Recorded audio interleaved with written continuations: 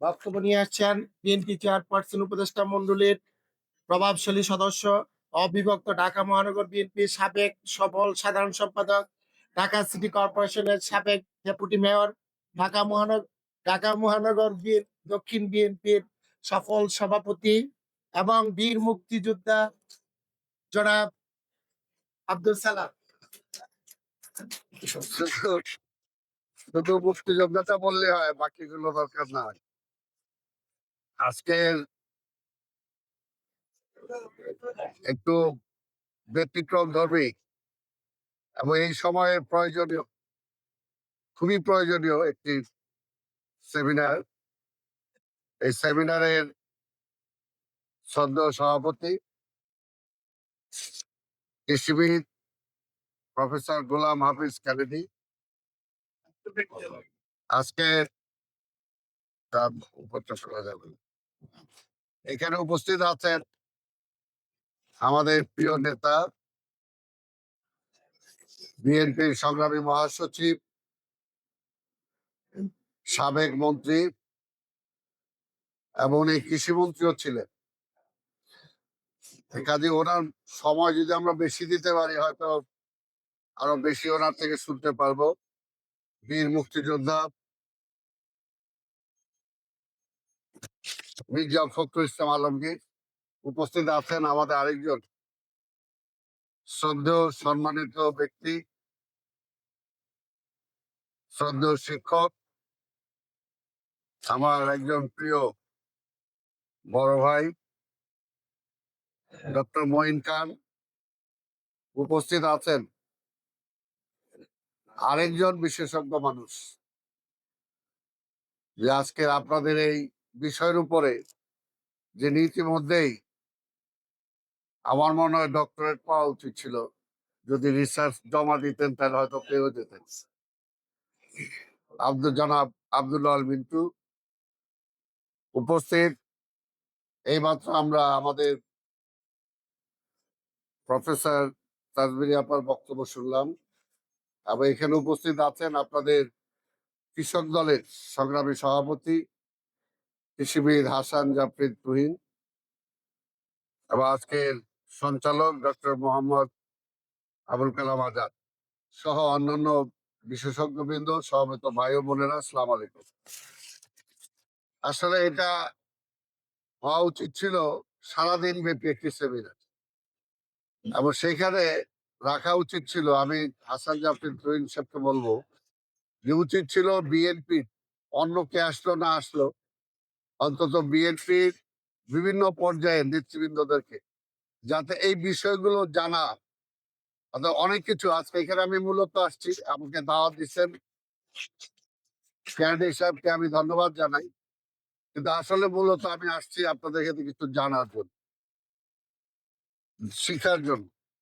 এটা দরকার ছিল যদি সেই ধরনের সবাইকে, আমাদের বিভিন্ন পর্যায়ের নেতৃবৃন্দ যারা আছেন, যারা এমপি হইতে চান, ভবিষ্যতে মন্ত্রী হইতে চান, দেশ পরিচালনায় নিজেরা অংশীদার হতে চান, তাদেরকে নিয়ে অন্তত তাদেরকে এই বিষয়গুলো জানানোর জন্য যদি করা হতো তাহলে এটা আরো more effective হতো, ভালো হতো। তো ভবিষ্যতে আমি হাসান জাফরিন তুহিন সাহেবকে বলবো যে ক্যান্ডিডেটের সাথে আলোচনা করে ভবিষ্যতে এই ব্যাপারে আপনারা পদক্ষেপ নেবেন। আর আসলে বলবেনই বা কি, কারণ যে দেশে শেখ হাসিনা সবই জানে, সব বিষয় বিশেষজ্ঞ, এখানে অন্য বিশেষজ্ঞ দরকার নাই। এমনকি সময় আর একটু আগে হইলে ক্যান্ডিডেট সাহেবের বিরুদ্ধে হয়তো মামলাও করে দিত, এই মিয়া তুমি বেশি জানো নাকি আমার থেকে। কাজে এখন যেহেতু ইলেকশনটা কাছে, এই মুহূর্তে তার দিকে দৃষ্টি হয়তো দিতে পারবে না, নাহলে মামলা দিয়ে দিত, এটা কথা ঠিক। কারণ যিনি দেখছেন না যে কাঁঠাল দিয়ে কি খাইতে বলে, বার্গার খাইতে বলে, এখন সব বিষয় বিশেষজ্ঞ উনি। এমন কোন বিষয় নাই যে বিষয়ের উপরে তার মানে নাই। এর জন্য কোন বিশেষজ্ঞকে উনি পছন্দ করেন না। কেউ সমালোচনা করলে, ভাই কেউ কথা বলে না প্লিজ, কেউ সমালোচনা করলে বা যদি ভালো কিছু বলতে যায় তাহলে সে তার মানে তার চোখে শত্রু হয়ে গেল। আর যে খালি বাবা বাবা কি বললেন এই সুন্দর, তাইলে মোটামুটি ভালো আছে। আজকে দেশটা চলতেছে এরকম। এটার জন্য দরকার যেটা, যে আসলে বাস্তব, যে আমরা জানি যে স্বাধীনতার পরে ঠিক এমনি একটা অবস্থা ছিল, আওয়ামী লীগ ক্ষমতা আসার পরে দেশটা চলছিল না, যেটা আপনারা আজকে আলোচনা করলেন, যে মিসম্যানেজমেন্ট, ব্যবস্থাপনার অভাব, এবং সত্যিকার অর্থে মেধাবী লোকজনকে কাজে না লাগানো, সব বিষয়ে দলীয়করণ। আজকে দলীয়করণ সব জায়গায় হয়েছে, মেধার কোনো মূল্য নাই। যদি আওয়ামী লীগ না করে, তাহলে যত মেধাবী হোক না কেন, তার মেধাকে কাজে লাগানো যাবে না। তো রাষ্ট্রের ক্ষতি, রাষ্ট্রের ক্ষতি। কিন্তু সেই চিন্তা তো আজকে রাষ্ট্র করে না, আমরা করি না। কারণ মেধার, এটা আল্লাহ প্রদত্ত, এটা আল্লাহ প্রদত্ত। আমি ইচ্ছা করলে, আমি ইচ্ছা করলেই আজকে ডক্টর মঈন খানের মতো মেধা আমার আসবে না, মির্জা ফখরুল ইসলাম আলমগীরের মতো মেধা আমি পাবো না, বা আজকে আব্দুল্লাহ মিন্টুর মতো মেধা পাবো না। এটা আল্লাহ দিচ্ছে। এবং আল্লাহ আজকে যেমনি পৃথিবীটা বানাইছে, পাহাড় দিছে, পর্বত দিছে, কেঁচো দিছে, বাঘ দিছে, ঠিক তেমনি এই মানুষের মধ্যেও তুমি ব্যালেন্স সৃষ্টি করার জন্য দিছে। কেউ ইঞ্জিনিয়ার হবে, কেউ কৃষিবিদ হবে, কেউ আবার মুচি হবে। কিন্তু বর্তমানে এমন একটা অবস্থা যে সবাই মন্ত্রী হইতে চায়, সবাই এমপি হইতে চায়, সবাই কোটিপতি হইতে চায়। এই একটা অসুস্থ একটা প্রতিযোগিতা সমাজে আজকে চলছে। এইটা থেকে যদি আমরা না বাঁচতে পারি, তাহলে হবে না। এবং আজকের সবচেয়ে বড় অবস্থাটা হলো যে, ওই যে বললাম স্বাধীনতার পরে আওয়ামী লীগ, দেখছেন আপনারা নিজেরাই শুনছেন, এখনো টেলিভিশনে শুনবেন পুরানো সে রেকর্ড বাজাইলে শেখ মুজিবুর রহমানের কথা। আমি কি করব, আমি ভিক্ষা টিক্ষা করে সারা পৃথিবী থেকে যা আনি, আমার চারপাশে চাটার দল, চোরার দল সব চাইটা বাইটা খায় ফেলে। অর্থাৎ মিসম্যানেজমেন্ট ছিল, ব্যবস্থাপনা ছিল না, কাকে কোথায় কাজে লাগাবে সেটা ছিল না।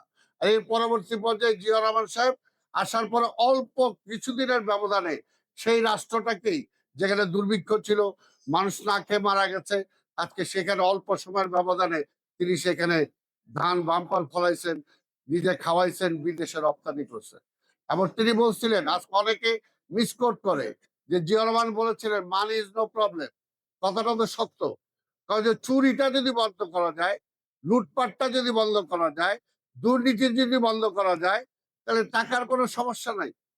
কিন্তু আজকে লুটপাট করেই তো সব টাকা খেয়ে ফেলে। খেয়ে ফেলার জন্যই তো আজকে দেশের দুর্গতি, আজকে মানুষের দুর্গতি। তো সেই কারণেই আমি বক্তব্য দীর্ঘায়িত করব না। আপনাদের এখানে শুধু এটাই বলবো, যে আমরা যাতে ভবিষ্যতে, আজকে জনগণ বলতেছে, আমরাও চাই, আমরাও বলি যে বিএনপি ক্ষমতায় আসবে। ভাই, ক্ষমতায় আসা দরকার নাই, রাষ্ট্র পরিচালনায় আসা দরকার। ওই যে ক্ষমতা, ক্ষমতা বললেই ক্ষমতার প্রয়োগের বিষয়টা চলে আসে, এবং তখনই কিন্তু আজকের অবস্থা হয়। দেখেন না শেখ হাসিনা কি ভাষায় কথা বলে, ওই মাজা ভাঙ্গা ওবায়দুল কাদের কি ভাষায় কথা বলে, দাঁড়াইতে দিব না বিএনপি রে। আরে বেটা, তোর বাপের রাস্তা, দাঁড়াইতে দিব না। How come? বলে আবার তারা নাকি গণতান্ত্রিক। আবার অনেকে এখনো বলেন যে হাসিনার অধীনে নির্বাচনে যাইতে হবে, যে হাসিনা মির্জা ফখরুলের মাথায় আজকে ই ঢাইলা দিয়ে তারা মারতে চায়, ইউরেনিয়াম ঢাইলা মারতে চায়, প্রকাশ্য বলছে।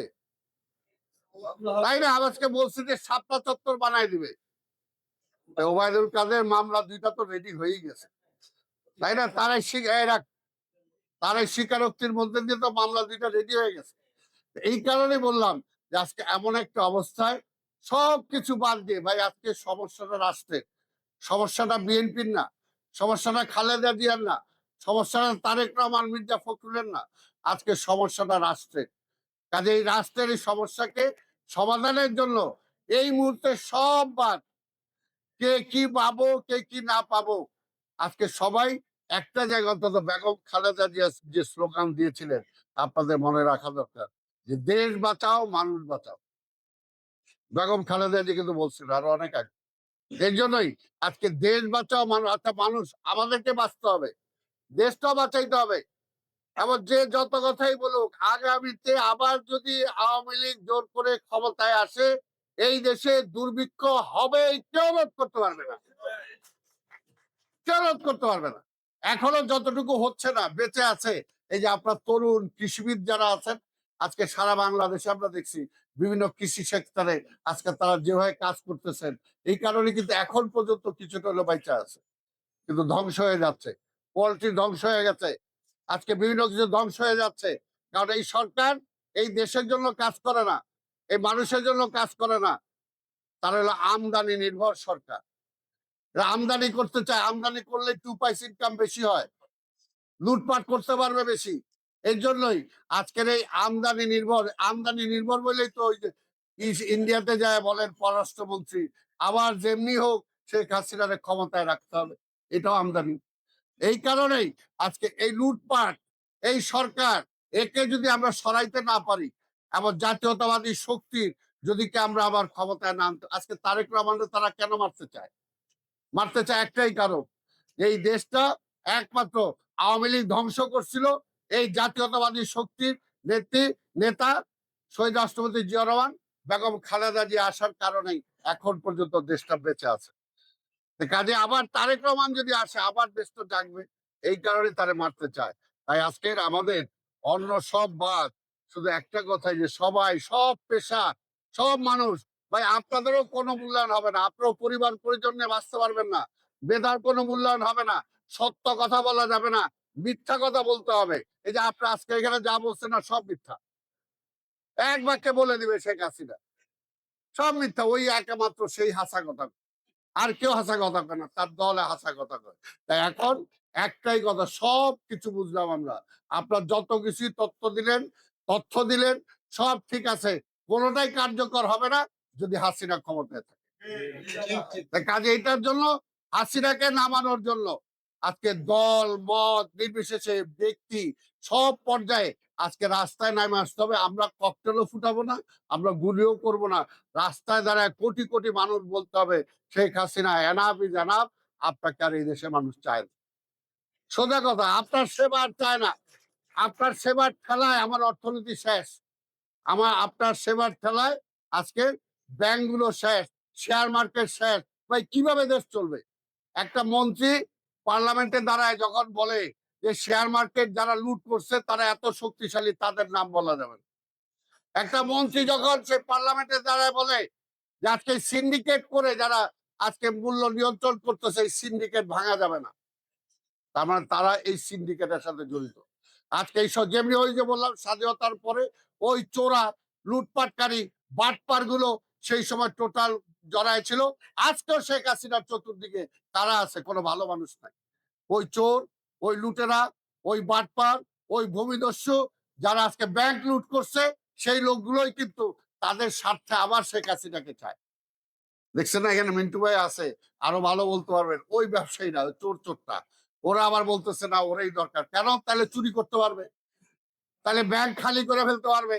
যে আপনারা এখানে বলছেন যে কত টাকা আজকে লুট হয়ে গেছে, সেই টাকা আনা হয় না, তাদেরকে ধরা হয় না, অথচ আজকে ডক্টর ইউনূসকে ধরা হয়।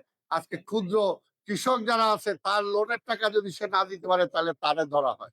কাজে এই অবস্থায় আমি আর বক্তব্য দীর্ঘায়িত করতে চাই না, আপনাদেরকে ধন্যবাদ জানাই।